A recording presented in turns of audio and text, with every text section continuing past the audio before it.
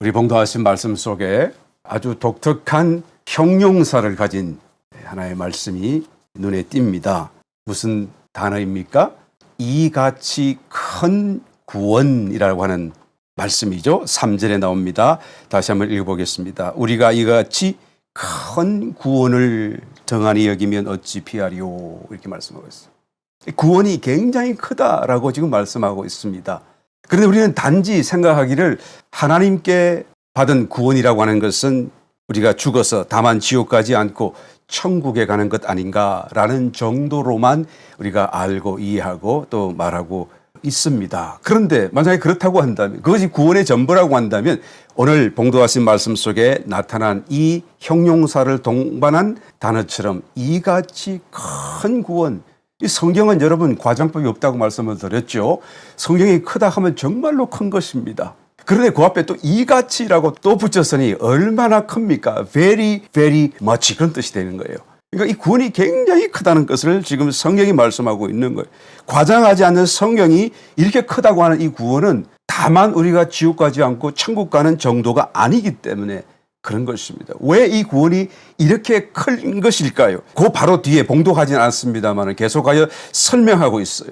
첫 번째로 어떤 이야기를 합니까? 5절 이하의 말씀을 보게 되면 하나님이 우리의 말한 바 장차 오는 세상을 천사들에게는 복종케 하심이 아니라 오직 누가 어디 전거하여 가로되 사람이 무엇이간데 주께서 저를 생각하시며 인자가 무엇이간데 주께서 저를 권고하시나이까. 저를 잠깐 동안 천사보다 못하게 하시며 영광과 존귀로 관씌우시며 만물을 그 발 아래 복종케 하셨느니라 하였으니 만물로 저에게 복종케 하셨은즉 복종치 않은 것이 하나도 없으나 지금 우리가 만물이 아직 저에게 그리스도에게 복종한 것을 보지 못하고 라고 지금 말씀하고 있는 것이죠.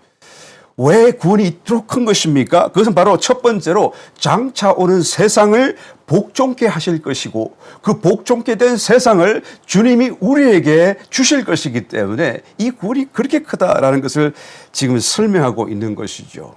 종말의 때가 되어서 이제 주님께서는 마지막 7인 심판을 내리시게 되는데 그 7인 심판을 내릴 때에 요한계시록 4장 10절에 보니까 바로 그 직전에 하늘에는 큰 하나의 모임이 있어서 보좌를 중심으로 거룩한 네 생물과 24장로들 그리고 수만의 천사들이 함께 있어서 그 앞에 엎드려 하나님을 경배하는 모습을 묘사해 주고 있습니다. 24장로들이 특별히 자기 머릿속에 쓰고 있던 면류관을 보좌 앞에 벗어서 던지는 거예요. 이 면류관은 하나의 어떤 지위와 권세를 의미하는 것이죠. 하나님께로부터 받은 온 우주와 만물을 통치하는 권위와 권세를 받았음을 얘기하는데 그것을 이제까지 실행하고 집행해 오다가 이제 마지막 때가 되어 주님께서 이제는 세상을 심판하실 때가 되니까 어떻게 합니까? 그것을 벗어서 이제는 주님 발 앞에 던져 놓게 되는 것입니다. 이제는 주님께 다시 돌려드립니다. 이제는 어린 양 되신 그리스도께서 이것을 받아옵소서라고 말하는 것입니다. 그동안은 이 24장으로 묘사되어 있는 천사들 중에 가장 높은 자들이 온 우주와 만물을 하나님의 명령을 따라 통치해 오다가 이제는 마지막 중에 마지막이 되었을 때 이 모든 권세를 다시 주님 앞에 내어드리는 모습을 보게 되는 것입니다. 지상 재림을 하게 되죠. 예수님이 이 일 다음에. 그 다음에 천년 왕국이 펼쳐지게 됩니다. 그 천년 왕국의 모습은 다니엘의 신상을 친 떠인 돌, 여러분 아시죠? 다니엘이 보았던 그 신상, 이제 이방인의 때, 그 마지막 때 10발가락의 시대를 때니까 그것이 무너져서 그것은 먼지와 같이 사라지고 그 신상을 쳤던 떠인 돌이 온 세상 위에 태산같이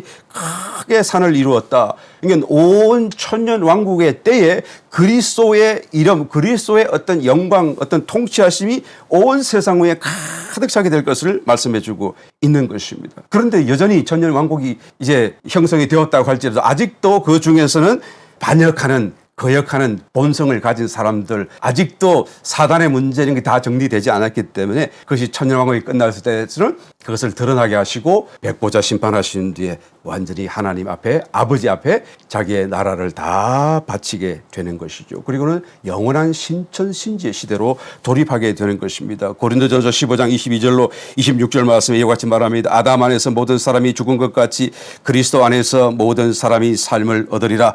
그러나 각각 자기 차례대로 되리니 먼저는 첫 열매인 그리스도요, 다음에는 그리스도 강림하실 때에 그에게 붙은 자요, 그 후에는 나중이니 저가 모든 정 병사와 모든 권세와 능력을 멸하시고 나라를 아버지 하나님께 바칠 때라. 제가 모든 원수를 그 발 아래 둘 때까지 불가불 왕노릇 하시리니 맨 나중에 멸망받을 원수는 사망이니라. 그렇죠? 사망까지 다 멸망하고 그리고 백보자 심판을 통해서 이제는 모든 것을 정리한 다음에 이는 이 세상과 만물의 통치권을 아버지 하나님께 나라를 바쳐드릴 때가 다가오게 된다라는 것입니다. 그럴 때에 어떻게 합니까?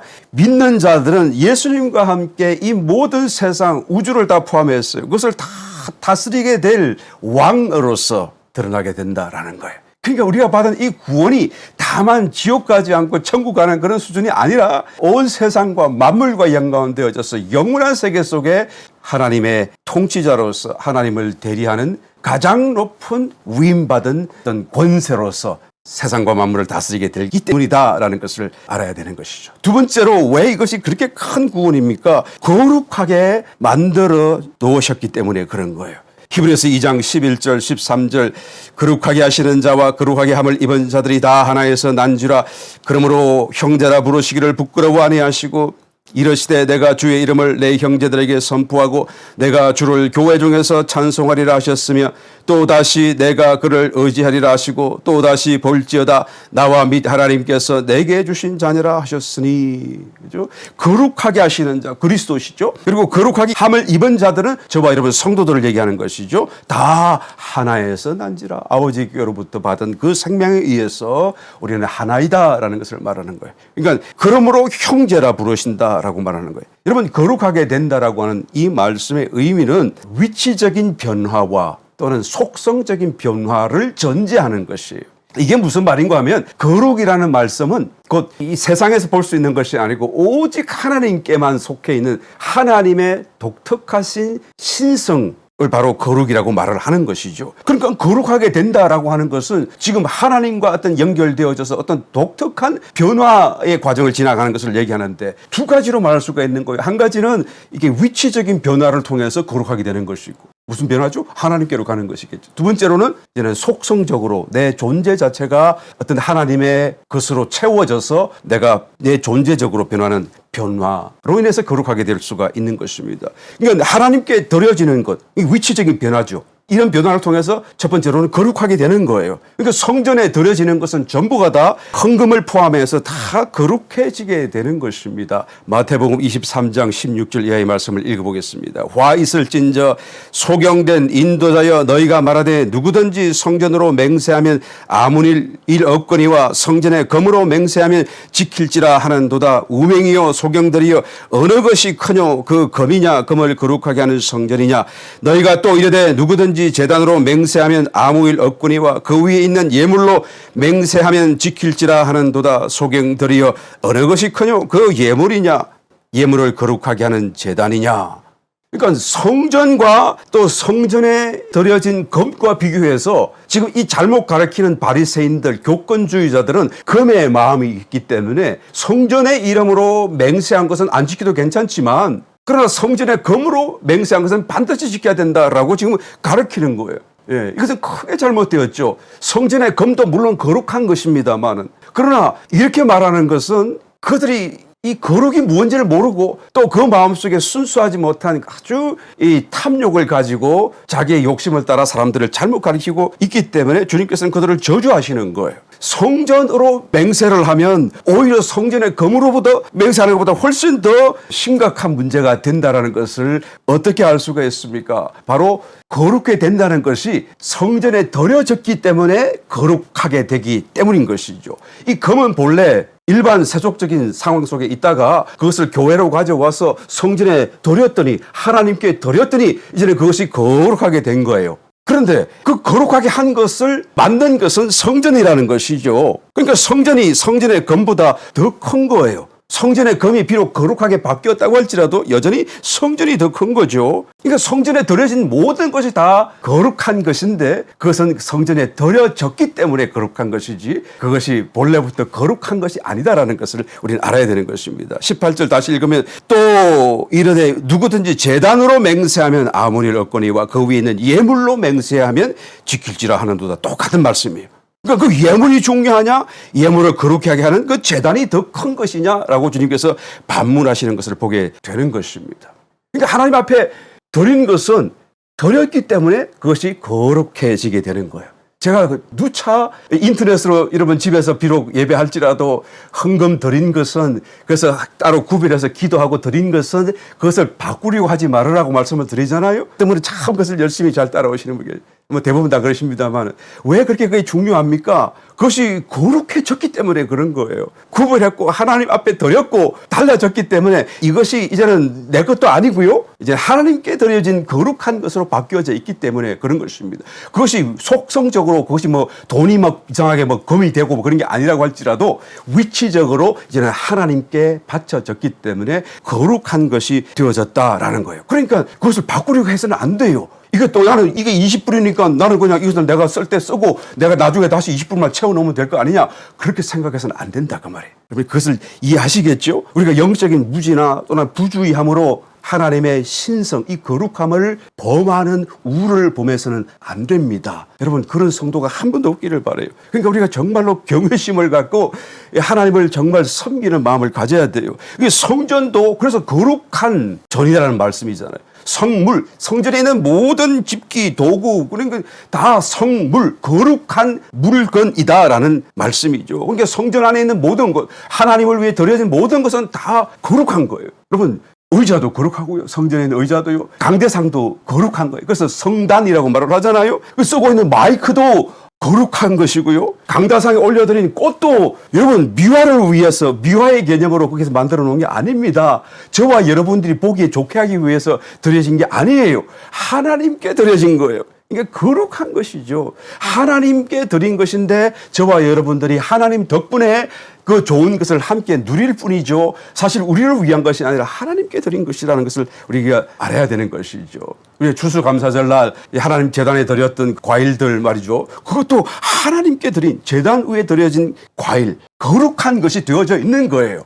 그것을 아셔야 되는 것이죠. 그래서 성경의 말씀을 따라서 그것이 다 끝난 뒤에는 여러분 성경의 말씀과 성경의 원칙을 따라서 제사장에게서 나누어 드리고 또 남으면 가난한 자에게 나누어 주고 과부에게 나누어 주고 그래도 남으면 이제는 친교실로 들어가서 성도님들과 함께 그 마지막 딴 데 가면 안 되니까 우리가 성도님들이 그것을 소화하도록 그것을 친교실에 우리가 나누어 주게 되는 것이죠. 그럴 때 그것을 우리가 받아들 때 야 이게 그 제단에 올려졌던 그거였구나 하고 우리 같은 말에서는 경외심 하나님을 만나는 어떤 그 느낌 그래서 그런 마음으로 그것을 우리가 정말 누리고 하나님 안에 들어가는 교제의 장으로서 그 과일을 우리가 대해야 되는 것이죠. 이것이 맛이 뭐 신이 단이 뭐 있다 없다 그런 소리를 해서는 안 되는 것입니다. 아시겠죠? 내가 이렇게 자세히 말씀드린 것은 다시 말씀 안 드리려고 그러는 거예요. 여러분 우리의 영적인 무지나 부주의함으로 하나님의 거룩함을 우리가 범하는 일이 일어나서는 안 될 것입니다. 디모데전서 4장 4절로 5절까지 말씀 하나님의 지으신 모든 것이 선함에 감사함으로 받으면 버릴 것이 없나니 하나님의 말씀과 기도로 거룩하여 지민이라. 그렇잖아요. 이 세상의 모든 것 우리가 식사하기 전에 기도하는 거 그 기도를 통해서 그 음식이 거룩해지는 거예요. 음식이 막 속성적으로 벗겨낸 건 아니라 할지라도 우리는 다 이해할 수 없어요. 하여튼 그것이 거룩해지는 것입니다. 여기서 말씀과 그러면 우리가 기도하는 중에 말씀 가운데 어떤 걸 인용하기도 하죠. 또 우리가 기도하는 것은 하나님 주셔서 감사합니다라고 기도한다고 할지라도 여하튼 그 기도를 통해서 하나님의 이름, 하나님의 존재하심과 연결되게 되는 거예요. 그러니까 우리는 다 이해할 수 없지만 여하튼 그 음식이 거룩하여지게 되는 것입니다. 이 성경이 얘기하고 있잖아요. 이게 바로 위치적인 변화입니다. 어떤 사람은 아이고 그래도 교회에 헌금한다고 해서 그게 거룩해집니까? 라고 묻는 사람도 있더라고요. 그러나 여러분 가만히 생각해 보시길 바랍니다. 그렇게 교회에서 헌금하면 그럼 교회에서는 그 돈을 다 모아다가 또 은행에다 입금하게 되면 결국에는 그게 그건데 그게 무슨 뭐 거룩해지고 위치적인 변화가 일어나는 것입니까? 라고 물을지 몰라요. 여러분 내가 드리는 것과 교회가 처리하는 것은 같은 걸로 생각하시면 안 됩니다. 여러분 교회가 은행에 입금하더라도 그 뒤에 무슨 일이 일어나는지 우리는 다 알 수 없어요. 하여튼 하나님이 받으셨고 하나님이 그 일을 주관하신다는 것을 우리는 믿어야 하고 인정해 드려야 되는 것이죠. 하나님 앞에 예물로 바쳐드렸던 모든 재물이 번제단에 다 타고 난 뒤에 그 죄를 받아다가 어떻게 합니까? 성전 바깥에다가 영안 바깥에다가 버리잖아요.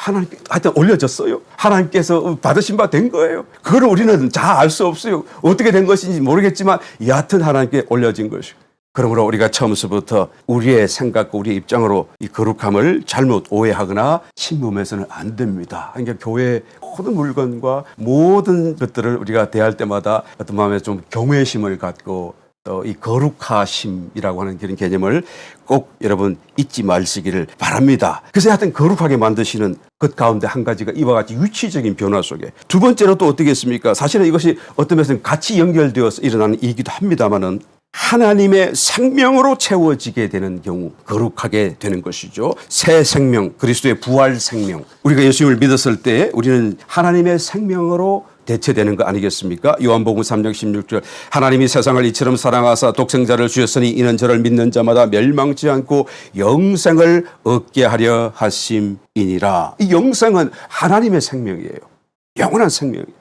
로마서 8장 15절 16절 너희는 다시 무서워하는 종의 영을 받지 아니하였고 양자의 영을 받았으므로 아바 아버지라 부르짖느니라. 성령이 친히 우리 영으로 더불어 우리가 하나님의 자녀인 것을 증거하시나니. 우리를 속성적으로 생명을 바꾸시면서까지 자연적인 생명에서 영생, 하나님의 생명으로 내부적으로 속성적으로 바꾸시면서까지 우리를 거룩하게 만드신 것이 바로 구원의 사건이죠. 이것보다 더 높여질 수가 없는 거예요. 천사도 이렇게 될 수가 없는 것이죠.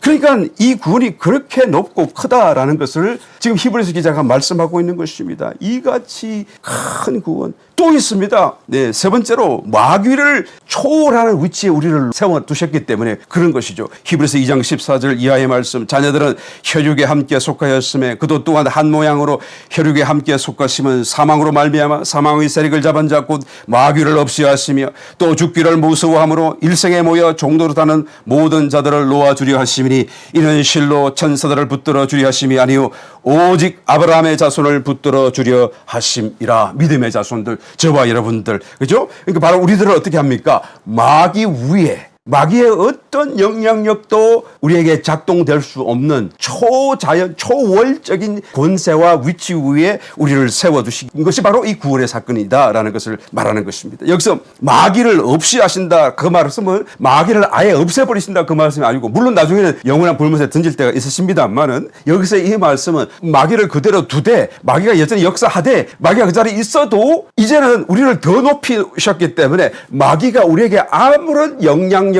미칠 수 없는 형편이 되게 되는 것을 말씀해주고 있는 것입니다. 여러분, 마귀가 누구입니까? 한때는 처음 지음받았을 때는 정말 모든 천사들 중에서 가장 높은 영광을 차지했던, 누렸던 존재 아니었습니까? 그도 스스로 그런 영광이 너무나 놀랍고 커가지고 나중에 스스로 교만해졌습니다. 이사야서 14장 13절 내가 내 마음에 이르기를 내가 하늘에 올라 하늘의 뭇별 위에 나의 보좌를 높이리라. 내가 북극 지폐의 산 위에 자정하리라. 하나님 보좌가 있는 곳을 얘기하는 거예요. 가장 높은 구름에 올라 지극히 높은 자와 비기리라. 내가 하나님과 한번 비교보겠다라고까지 하는 이런 교만에 빠질 정도로 그가 누리고 받았던 그 영광이 그렇게 크고 놀라웠던 것이죠. 나중에는 쫓겨갖고 심판받았음에도 불구하고 이 유다서 1장 9절을 읽어봅니다. 하나님께서 그 모세의 시체를 가지고 오라. 왜? 나중에 쓰실 일이 있으시니까요. 그렇게 명령을 받았던 미가엘 천사장이 그 모세의 시체를 가지러 갔는데 이 죽은 자가 다 어디 갑니까? 사단에게 다 속하게 되니까 말이죠. 사단이 그 시체를 딱 관리하고 있으니까 안 내놓으려고 그러는 거예요. 그래서 이제 두 천사 사이에 분쟁이 일어나기 시작하는 것이죠. 그 상황을 유다서 1장 9절에서 이렇게 묘사하고 있습니다. 천사장 미가엘이 모세의 시체에 대하여 마귀와 다투어 변론할 때에 감히 회방하는 판결을 쓰지 못하고 다만 말하되 주께서 너를 꾸짖으시기를 원하노라. 그냥 말하면 될 거를, 그냥 호통쳐도 될 것을. 그런데 미가엘 천사장은 이 사단이 한때 얼마나 놀라운 영광을 누렸던지를 알잖아요. 그것을 기억하잖아요. 하나님이 그를 그렇게 만드신 것을 알잖아요. 그러니까 지금은 자기보다 못한 영광이 떨어졌고 더 못한 처지에 있음에도 불구하고 함부로 말을 하지 못하고 주께서 너를 꾸짖으시기를 원하노라 라고 말할 수밖에 없었던, 그럴 정도의 권세와 영광을 가졌던 한때 그런 존재가 사단이었었어요. 그러니까 그 사단보다도 높이시는, 그러니까 사실 사단뿐만이 아니죠. 모든 선한 천사들 위에 저와 여러분 성도를 높이셨습니다. 히브리서 1장 14절 모든 천사들은 부리는 영으로서 구원 얻을 후사들을 위하여 섬기라고 보내심이 아니뇨. 그래서 여러분, 저와 여러분이 받은 이 구원이 그렇게 크고 높고 놀라운 사건이에요. 천사들도 헌모하여 살펴보기를 원하는 구원이다라고 성경이 기록하고 있습니다. 그런데 이와 같이 큰 구원을 우리가 등한히 여긴다고 한다면, 가볍게 여긴다고 한다면 어떻게 될까요? 다시 한번 본문 말씀 1절로 돌아가서 읽어봅니다.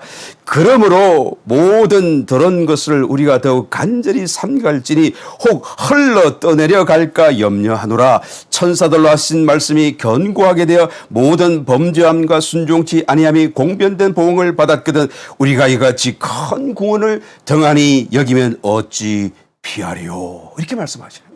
앞에 말씀하셨던 그 천사들로 하신 말씀이라고 하는 것은 이제는 천사들을 통하여 모세에게 주셨던 율법이죠. 구약의 말씀이죠. 그래서 그 구약의 모든 말씀은 가나안 땅, 약속의 땅으로 데려가시겠다고 하시는 하나님의 말씀이었었잖아요. 그런데 그것을 믿지 않았던 사람들 다 어떻게 됐나요? 그 1세대 사람들은 결국 모두가 광야에서 다 쓰러져 죽고 말았다라는 것을 말하지 않습니까? 그러므로 우리가 이보다 더 큰 구원을 받았는데 등한히 여기면 우리가 어떻게 하겠는가? 우리가 간절히 마음으로 삼가하고 그것을 흘러 떠내려가듯이 우리 그것을 가볍게 여기서는 결단코 안 된다라는 것을 지금 강조하여 말씀하고 있는 것입니다. 우리가 만약에 이것을 등한히 여긴다고 한다면 어떤 일이 벌어집니까? 첫 번째, 천사들로 전한 그 율법, 구약을 따라서도 그것을 가볍게 여겼던 1세대 사람들이 다 공변된 보응을 받은 것처럼 우리도 만약에 그것을 가볍게 여긴다고 한다면 거기에 해당되는 그런 보응을 받게 될 것이다. 어찌 피하겠는가라고 말씀합니다.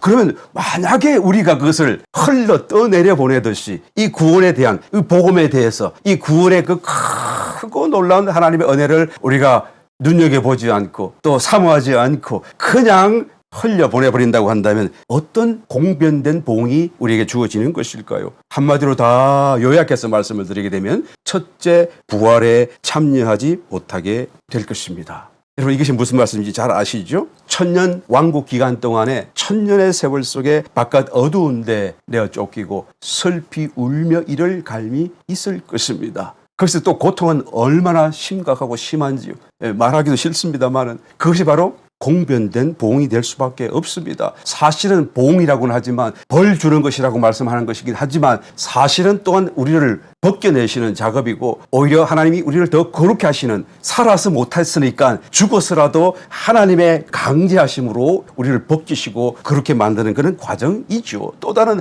은혜라고 말할 수밖에 없지요. 그러나 그것이 너무나 큰 하나의 어떤 고통이고 어려움이고 또한 슬픔이 되기 때문에 그것을 우리는 피할 수 없다라고까지 말씀하면서 이 구원을 절대로 놓치지 말라라는 것을 강조하여 말씀하고 있습니다. 여러분, 이 기회를 반드시 붙잡게 되시기를 예수님의 이름으로 축원합니다. 놓치지 말게 되시기를 예수님의 이름으로 강력하게 권면하여 드립니다. 이것을 붙잡는다는 것은 무엇을 말합니까? 바로 히브리서의 제목처럼 히브리인, 참된 영적인 히브리인이 되는 것을 말해주고 있는 것이죠. 신약 성도인 저와 여러분들이 영적인 차원에서 진정한 히브리인들이에요. 강을 걷는 사람들이란 뜻이죠. 첫 번째 강은 건넜습니다. 그 첫 번째 강, 물이라고 하는 것은 홍해를 말하는 것이죠. 홍해를 다 건넜잖아요. 주님을 다 영접했잖아요. 주님을 한번 다 만났잖아요. 주님이 십자가에서 이루신 일들을 우리는 믿었고 죄로부터, 세상으로부터, 또한 사단의 종살이 하는 것에서부터 우리 모두는 다 해방받았어요. 아이고, 나는 아직도 그래도 뭐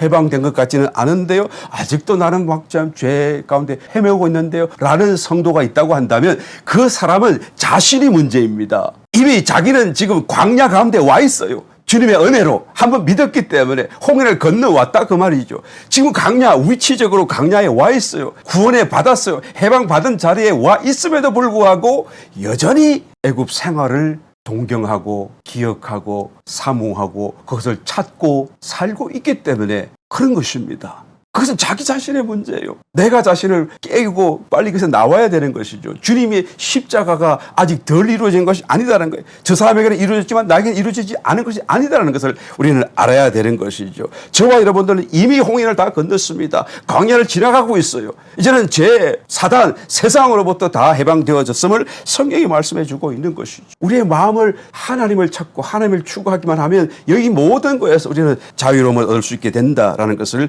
우리는 체험하게 될 것입니다. 그런데 거기서 끝난 것이 아니죠. 또다시 두 번째 강을 건너가야 되기 때문에 그런 것입니다. 그것이 바로 요단강인 것입니다. 이것도 물론 주님께서 십자가에서 하신 것이지만 그러나 이 요단강의 상황은 홍해의 상황과는 조금 달라진 것이 있어요. 내가 반응을 해야 되고 내가 그것을 받아들여야 되는 그런 어떤 차이가 생긴 것입니다. 홍해 때에는 추격하는 애국과 군대와 그 바로 때문에 다른 선택이 없잖아요. 그 건너갈 수밖에 없잖아요. 그래서 그냥 건너왔을 뿐인데요. 그런데 이제는 요단강 앞에 서 있을 때는 좀 달라졌어요. 저곳을 들어가야 될까 말아야 될까, 들어가도 괜찮나 안 되나 라는 것을 우리 스스로 판단하고 결정을 내려야 되는 것이죠. 12정탐꾼들이 그것을 먼저 살펴보고 보고를 했습니다. 그랬더니 그것은 그 내용이 틀린 게 아니에요. 12정탐꾼들이 보고했던 그 내용이 잘못된 것이 아닙니다. 그들이 불신앙적으로 말했을 뿐이지만은 사실은 그들이 본 것이 정확하죠.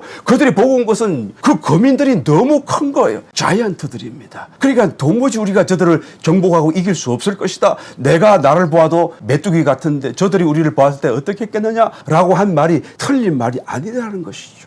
문제는 그것을 듣고 어떻게 합니까? 내가 선택을 했었어야 되는 것이죠. 하나님의 말씀을 따를 것인가? 아니면 나의 생각과 사람들의 말을 따라 나도 돌아가기를 또한 선택할 것인가? 사실 여러분, 그 가나안 땅으로 들어간다고 하는 것은 자기 스스로는 죽음을 각오하는 일 아니겠어요? 들어가면 그냥 죽을 거예요. 그들을 정복해야 되는데 할 수가 없을 것 같아요. 왜요? 너무 커니까.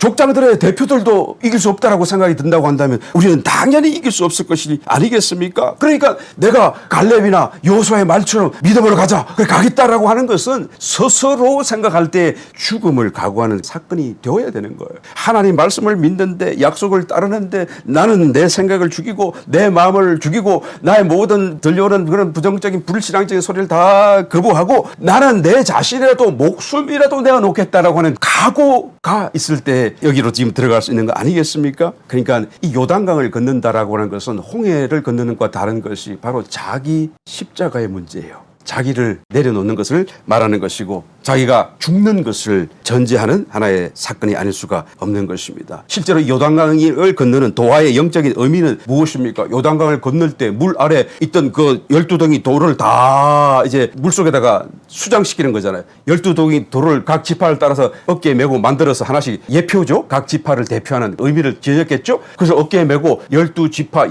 12돌 덩어리를 가져다가 물속에다가 넣고 물이 딱 잠기도록 내버려두는 거예요. 수장되는 거잖아요. 장사 지내는 것, 침례받는 것, 죽는 것, 나의 옛사람이 물속에서 장사 지내는 것을 얘기하는 것이고, 그리고 또 다른 이 물속에 있던 또 다른 12덩이의 돌을 또한 거기서 골라서 가지고 나와가지고 어디로 갑니까? 요단강을 건넌 뒤에 처음 야영하는 야영지 길갈에다가 그것을 기념비로 세우게 되는 것이죠. 이게 무엇을 의미합니까? 죽음에서 일어난 부활 생명을 얘기하는 것이고 새 생명을 얘기하는 것이고 이제는 영원한 부활 생명으로 새로운 존재로 살게 되어진 것을 얘기하는 거예요. 길갈이라고 하는 그 지명의 이름이 굴러갔다라는 의미잖아요. 그러니까 무엇이 굴러갔습니까? 나의 옛사람이 굴러가요. 나의 옛 모든 것이 다 지나가고 이제는 나는 새 사람이 되었다. 그래서 요단강 넘어서부터 이제는 살기 시작하는 것입니다. 고린도후서 5장 17절 그런즉 누구든지 그리스도 안에 있으면 새로운 피조물이라. 보라 이전 것은 지나갔으니 새 것이 되었도다. 여러분, 저와 여러분들이 새 것이 되었어요. 이전 것은 지나갔어요. 그래서 붙들고 있어서는 안 되는 것입니다. 그것을 다 수정시켜버리고 우리는 자꾸 새로운 생명으로 사는 삶을 실행하고 실천하고 반복하여 우리는 달라진 모습으로 우리의 신앙적인 삶을 영위해 가야 된다라는 것이죠. 이 두 번째 강을 걷는다는 것은 이와 같아서 옛사람을 벗는 것을 말하는 거예요. 새 사람으로 살고 생활하는 것을 말하는 것이죠. 다른 말로 바꾸어 말하면 자기 십자가를 얘기하는 거예요. 자기를 십자가에 내어주는 것을 얘기합니다. 주님께서 십자가 위에 우리의 옛사람도 함께 못 박으셨지만 그러나 우리가 그것을 믿음으로 아멘하고 우리도 스스로 내 자신을 내어드려야 이 대신에서 죽으신 것이 효력이 일어나는 거예요. 또 역사가 되고 축복이 된다라는 것을 우리는 말할 수밖에 없습니다. 그래서 주님은 십자가에 우리를 대신해서 우리 옛사람을 못 박으셨다고 할지라도 우리가 우리의 옛사람을 내어놓지 않고 붙들고만 있다고 한다면 이 요단강을 건너지 못하는 것이죠. 나는 매일 죽노라 라고 고백했던 사도 바울의 그 죽음의 의미가 바로 이 요단강의 의미인 것입니다. 구원받은 뒤에 우리가 계속해서 반복하며 더 건너가야 될 강이 바로 두 번째 강이고 요단강이다 라는 거예요. 이 말을 좀 더 직설적으로 바꿔 말하게 되면 자기 자신을 위해서 살지 말라 그 말이에요. 자기 자신의 기쁨을 위해서 살지 말고 자기 자신의 만족을 위해서 자기 자신의 계획을 자기 자신의 판단을 따라 살지 말라라는 거예요. 그건 전부 다 옛사람이다라는 것이죠. 예레미야서에서 보게 되면 자신의 기쁨이나 만족을 위해서 자기 자신을 위해서 살아야 하지 말아야 될 진짜 이유를 자고새의 어리석음을 통해서 비유적으로 말씀해 주는 것을 찾아볼 수 있습니다. 예레미야서 17장 9절 이하의 말씀. 만물보다 거짓되고 심히 부패한 것은 마음이라 누가 능히 이를 알리오마는. 우리의 마음이 그렇게 부패되었기 때문에 어떤 거룩한 일을 할 수가 없는 거예요. 그러니까 이것은 죽음에 내어놓아야만 되는 것이죠. 그리고 새 사람으로 살아야 되는 거예요. 우리가 뭔가를 깨치고 바꾸고 때리고 부시고 뭐 그렇게 해서 사람이 개선되는 것이 아니고 이제는 이 옛사람은 가능성이 도무지 없는 거예요. 하나님의 어떤 거룩함을 따라 살 수 있는 가능성이 전혀 없기 때문에 십자가에서 땅땅땅 사형 못을 박은 거예요. 그래서 내어놓아야 돼요. 심히 부패했고 심히 거짓되고 모든 걸 속이기 때문에 우리는 이거에서 분명하게 깨달음을 갖고 나와야 되는 것이죠. 10절 나 여호와는 심장을 살피며 폐부를 시험하고 각각 그 행위와 그 행실대로 보응하나니 불의로 치부하는 자는 자고새가 낳지 아니한 알을 품음 같아서 그 중년에 그것이 떠나겠고 필경은 어리석은 자가 되리라. 여러분 자고새라고 하는 새는 닭과 꿩과에 속한 아주 아담한 새예요. 사이즈가 훨씬 더 작죠. 그리고 온순한 새예요. 그런데 이 알을 이렇게 욕심을 가지는 거지. 알을 자꾸 품으려고 하는. 그걸 뭐 본능적이고 좋은 것이라고 할 수도 있겠습니다만 이 자고새는 자기 것이 아닌 것을 알면서도 막 품으려고 하는 본성이 있나 봐요. 그래서 여러분 탕란이라는 말씀 들어보셨나요? 이 뻐꾸기 같은 이 새는 나쁜 새예요. 이 새는 자기가 낳은 알을 이제 자기가 키우지 않고 어떻게 합니까? 이런 자고새한테 가서 살짝 자리를 비운 사이에 살짝 거기다 알을 놓고 싹 도망가는 거예요. 그러면 자고새가 돌아와가지고 그것을 보면 분명히 이 사이즈도 다르고 뭔가 달라도 냄새도 다르면은 그러면 이 새가 이걸 치우든지 어떻게 해야 될 텐데 그리고 이게 막 살펴보다가 결국에는 그냥 뭐 내가 품으면 내 것이지 하고 그것을 품어서 같이 키우는 거예요.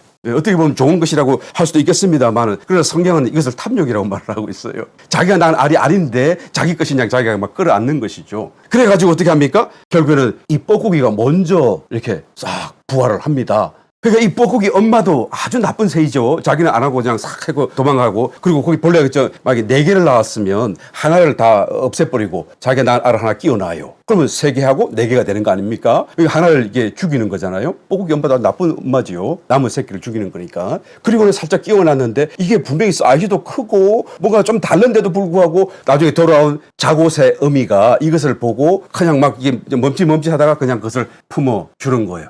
그래서 이 뻐꾸기 알이 먼저 탁 부활을 하죠. 부활하면 어떻게 됩니까? 이 녀석이 먼저 부활했으니까 모든 그 엄마가 물어다 주는 걸 다 먹지 않아요? 그런데 거기다 이 뻐꾸기 새끼도 DNA가 얼마나 악한지 몰라. 나빠요. 어떻게 합니까?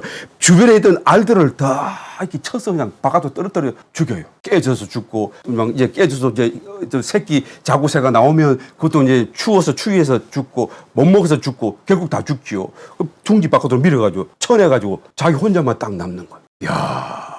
아주 눈도 못 뜬 어떤 새끼가 어떻게 이렇게 본능적으로 이게 DNA가 아주 어떤 면에서는 고약하죠. 엄마 뻐꾸기도 그랬고 이 새끼 뻐꾸기도 마찬가지인 것을 볼 수가 있는 것입니다. 엄마 자고새가 물어다 주는 모이를 자기가 다 먹으려고 그래서 부쩍부쩍 커요. 나중에는 자고새보다 더 큰 덩치가 돼요. 그런데 그 자고새 엄마는 그것도 깨닫지 못해요. 내가 키웠으니 내 것이지 내 자식이지 하는 마음으로 계속 물어다 주다가 이제는 그냥 이 뻐꾸기가 훨씬 커지고 자고새 여전히 작은데도 불구하고 이 어머니는 그 미련을 버리지 못하는데 어느 날 와서 보면 날아가 버리고 없는 거예요. 얼마나 허망하겠어요. 자기 자식들 다 잃어버리고 또 이마저 자기 자식이라고 생각했는데 나중에 보니까 자기를 배신하고 그냥 사라져버리는 이런 상황을 맞이한다라고 예레미야서는 말씀하시면서 이것을 통하여 우리의 마음, 우리가 우리를 위하는 마음, 자기 자신을 위하여 살아가는 그 마음이 이렇게 어리석다라는 것을